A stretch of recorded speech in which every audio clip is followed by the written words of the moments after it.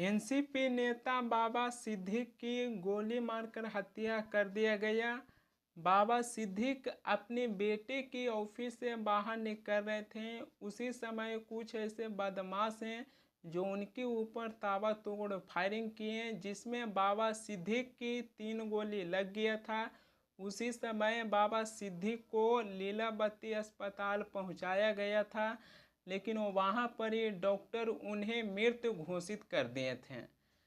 बाबा सिद्दीक वह नेता थे जिनकी राजनीति की बात कीजिएगा तो लगभग 48 सालों तक कांग्रेस पार्टी में रहकर अपने राजनीति किए। हाल फिलहाल में बाबा सिद्दीक कांग्रेस पार्टी को छोड़कर अजीत पवार के पार्टी एनसीपी में शामिल हो गए थे। बाबा सिद्दीक को इससे 15 दिन पहले जान से मारने की धमकी मिला था। इसको देखते हुए उनकी बाई लेवल की सुरक्षा बढ़ा दिया गया था। इतनी मजबूत सुरक्षा बढ़ाने के बावजूद भी एनसीपी नेता बाबा सिद्दीक की हत्या कर दिया गया। ये कहीं ना कहीं कानून व्यवस्था पर सवाल उठती है कि एनसीपी नेता बाबा सिद्दीक को 15 दिन पहले जान से मारने की धमकी मिला। इसको देखते हुए बाई लेवल की सुरक्षा बढ़ा दिया गया, लेकिन इसके बावजूद भी एनसीपी नेता बाबा सिद्दीक की गोली मारकर हत्या कर दिया गया। बाबा सिद्दीक वह शख्स थे कि जब एक ज़माने में सलमान खान और शाहरुख खान की दोस्ती खत्म हो गया था, उस टाइम पर बाबा सिद्दीक हैं जो सलमान खान और शाहरुख खान की दोस्ती को मिलाने के काम किए थे। ऐसा भी कहा जाता है कि सलमान खान बाबा सिद्दीक के बहुत करीबी थे और दोनों को बीच काफ़ी अच्छा संबंध रह चुका है। जब बाबा सिद्दीक की हत्या कर दिया गया था, तब सलमान खान अपने बिग बॉस की शूटिंग छोड़कर बाबा सिद्दीक से मिलने के लिए पहुंच गए थे। बाबा सिद्दीक 3 बार के विधायक रह चुके हैं, 1 बार मंत्री भी रह चुके हैं। वर्तमान में उनका बेटा विधायक हैं। बाबा सिद्दीक को उस दिन हत्या कर दिया गया जिस दिन विजयदशमी था। उस दिन पूरे देश में दशहरा की त्यौहार मना रहे थे। उस दिन सड़क पर प्रशासन मौजूद रहती है, लेकिन इसके बावजूद भी एनसीपी नेता बाबा सिद्दीक की हत्या कर दिया गया।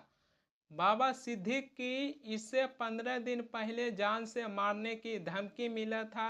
इसको देखते हुए बाबा सिद्दीक की बाई लेवल की सुरक्षा दिया गया था, लेकिन इतनी मजबूत सुरक्षा रहने के बावजूद भी एनसीपी नेता बाबा सिद्दीक की मौत की घाट उतार दिया गया।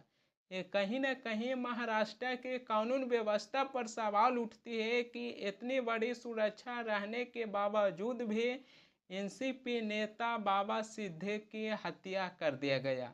कांग्रेस पार्टी की तरफ से सरकार को घेरने के काम किए हैं। कांग्रेस पार्टी की तरफ से कहें कि जब सरकार अपनी पार्टी के गठबंधन के नेताओं को सुरक्षित नहीं रख पा रहे हैं, तो फिर आम जनता को कहां से सुरक्षित रख पाएंगे। सुनिए क्या कह रहे हैं। बाबा सिद्दीकी की हत्या बहुत ही दुखद है।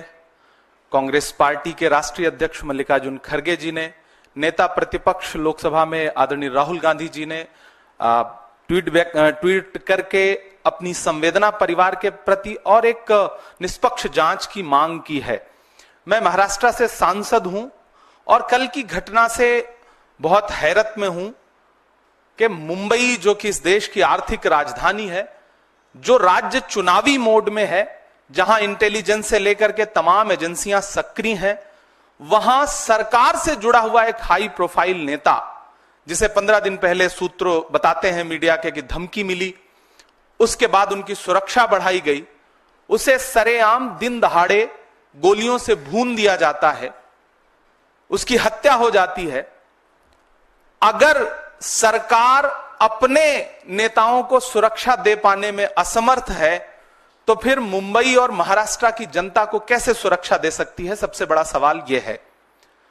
बाबा सिद्दीकी कोई आम व्यक्ति नहीं थे, 3 बार के विधायक, मंत्री, मौजूदा समय में उनका बेटा विधायक, और सरकार जो डबल इंजन नहीं बल्कि ट्रिपल इंजन है महाराष्ट्र की सरकार में, उसके एक इंजन यानी कि अजीत पवार जी के करीबी नेताओं में से थे, उनकी हत्या हुई सरेआम।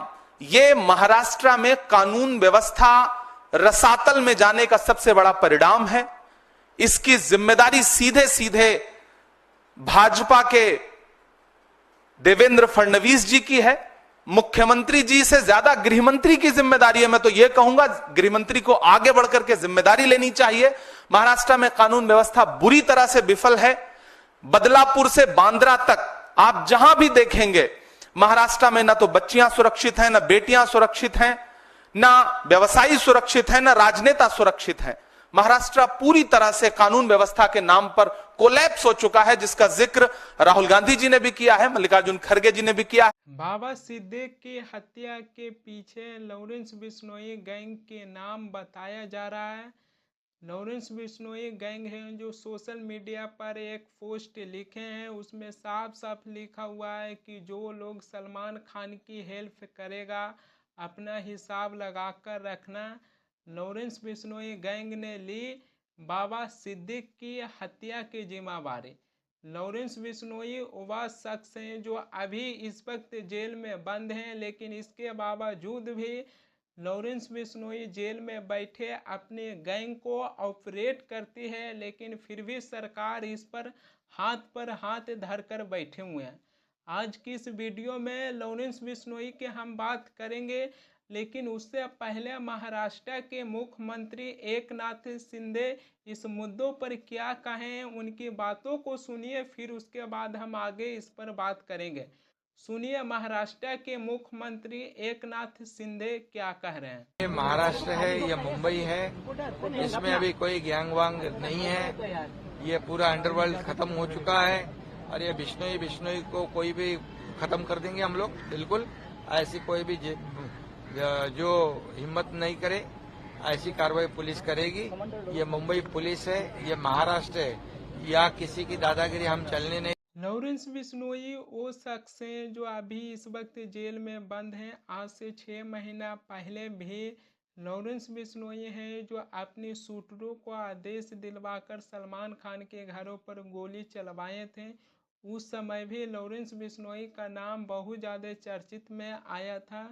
लॉरेंस बिश्नोई जो सलमान खान को हमेशा जान से मारने की धमकी देते हैं, और ये सारी काम लॉरेंस बिश्नोई हैं जो जेल में बैठकर कर रहे हैं।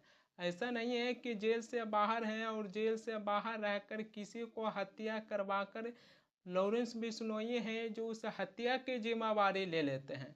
नहीं, लॉरेंस बिश्नोई जेल में बंद हैं और ये सारी काम लॉरेंस बिश्नोई हैं जो जेल से कर रहे हैं। लेकिन फिर भी सरकार इसके ऊपर क्या कर रही है? सरकार इसके ऊपर हाथ धरकर बैठे हुए हैं। लॉरेंस बिश्नोई वो अपराधी हैं जो कानून की आंखों में धूल झोंक रहे हैं। लॉरेंस बिश्नोई वो शख्स हैं जो भारत सरकार की आंखों में धूल झोंक रहे हैं। लॉरेंस बिश्नोई वो अपराधी हैं जो भारत की 140 करोड़ की जनता के आंखों में धूल झोंक रहे हैं, और सब कोई देख रहे हैं कि क्या हो रहा है, लेकिन इसके बावजूद भी कुछ भी नहीं हो रहा। सब कोई देख रहे हैं, भारत की 140 करोड़ जनता भी देख रहे हैं कि लॉरेंस बिश्नोई जेल में बैठकर किस तरीके से किसी भी घटना को अंजाम देते हैं और उसके बाद जिम्मेदारी लेते हैं। भारत सरकार भी देख रही है कि किस तरीका से लॉरेंस बिश्नोई हैं जो कानून की आंखों में धूल झोंक रहे हैं, लेकिन फिर भी इसके बावजूद भारत सरकार हाथ धरकर बैठे हुए हैं। बहुत सोचने वाली बात आ जाती है कि जब एक अपराधी खुलेआम है जो कानून की आंखों में धूल झोंक रहे हैं और सभी लोग देख भी रहे हैं, लेकिन फिर भी इसके ऊपर कुछ भी नहीं हो रहा है। इसे रोकने के लिए सरकार कोई भी कदम नहीं उठा रहे हैं। और ऐसा नहीं है कि बाबा सिद्दीकी को हत्या कर दिया गया इस वजह से हमने ये सवाल उठाए हैं, या फिर ऐसा नहीं है कि सलमान खान को लगातार हैं जो बिश्नोई गैंग जान से मारने की धमकी दिए हैं तो इस वजह से हमने ये सवाल उठाए हैं।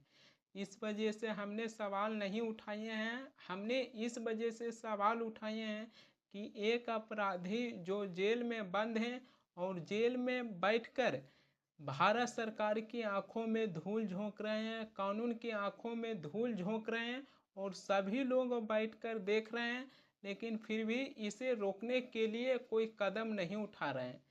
कितनी सोचने वाली बात आ जाती है कि एक अपराधी जेल में बैठकर सरेआम है जो घटना के अंजाम दे रहे हैं, सभी लोग देख रहे हैं, लेकिन फिर भी कुछ भी नहीं हो रहा है इसे रोकने के लिए।